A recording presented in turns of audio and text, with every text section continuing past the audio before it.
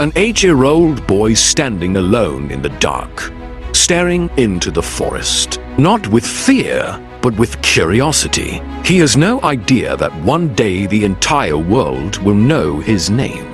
He has no idea history will call him the father of America. In the quiet wilds of Virginia, this little boy would one day change the destiny of a nation.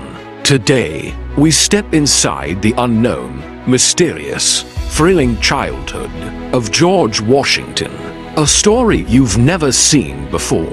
It begins now. 1732, February 22nd, Pope's Creek, Virginia ***.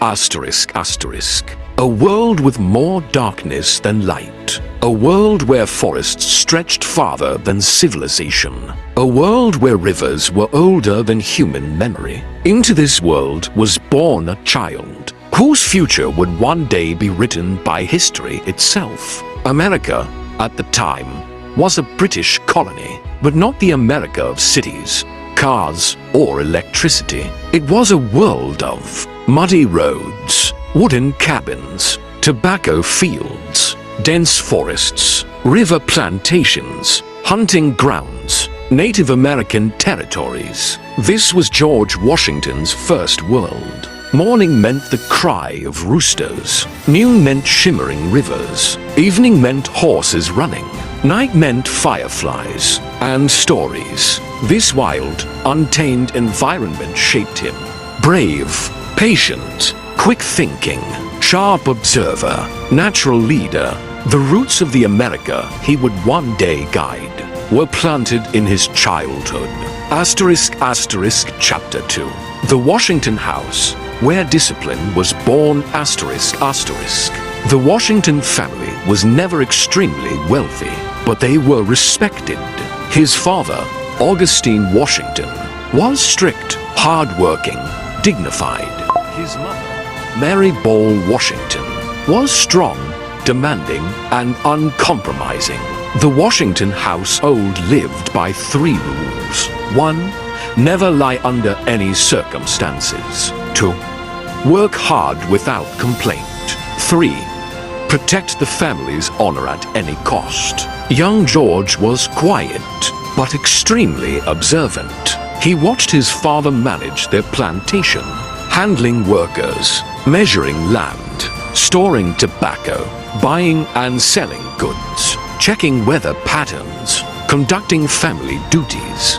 These scenes planted the earliest ideas of leadership in his mind. Mary, his mother, disciplined him strictly. If George was late, she would say, "A man without discipline is a man without purpose." That line stayed with him forever. Chapter 3.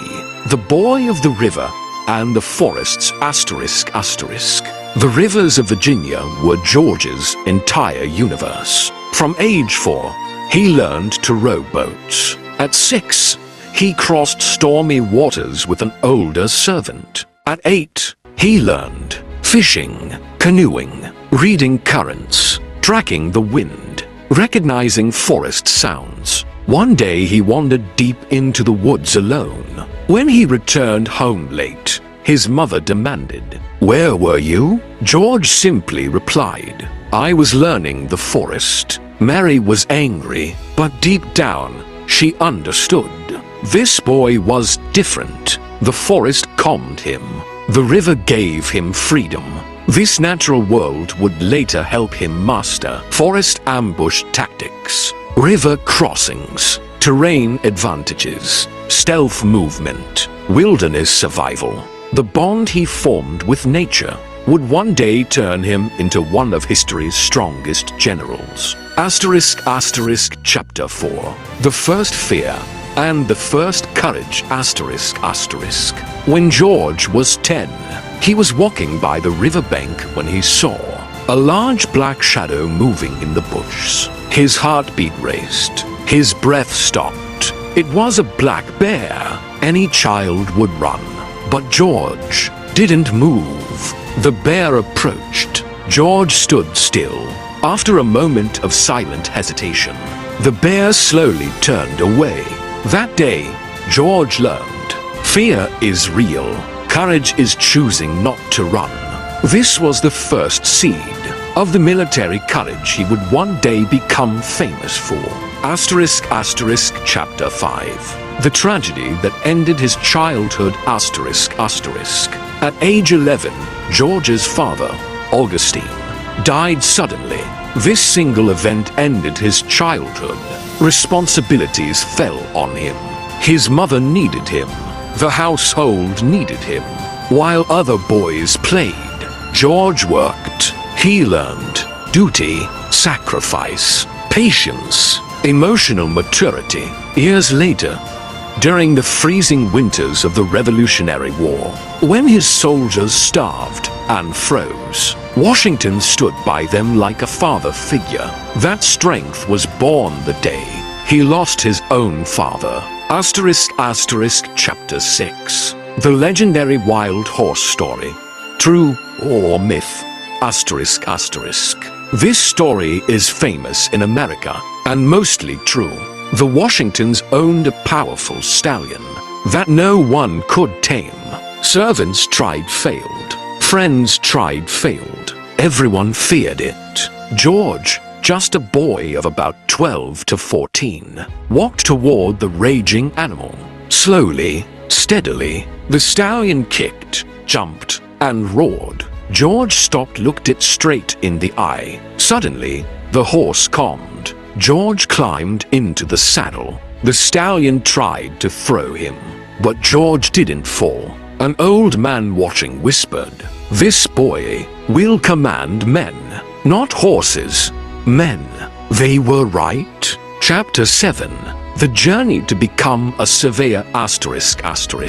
Between ages 14 and 16, everything changed. George developed an obsession with land measurement. He studied geometry, angles, distances, map sketching, compass navigation, terrain reading, river plotting. He drew over 100 small maps. At 17, he became the youngest licensed surveyor in the colony. Surveying meant crossing dangerous forests, entering tribal territories, crossing wild rivers, facing wolves, camping alone at night, surviving storms and snow.